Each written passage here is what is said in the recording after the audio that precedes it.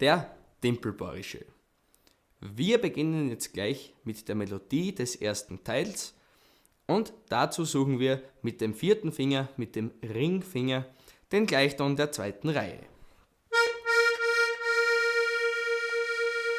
Legen den Mittelfinger dazu und auf Druck unser erster Griff. Und ich beginne jetzt einmal langsam.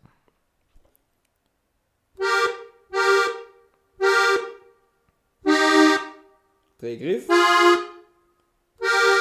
Wenn du diese Melodie gut kannst, dann schauen wir uns gleich den Bass dazu an. Und zwar brauchen wir hier einen Polka-Bass, 4/4-Takt der zweiten Reihe.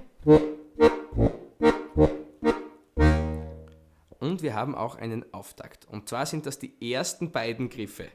Ich spiele dir kurz vor.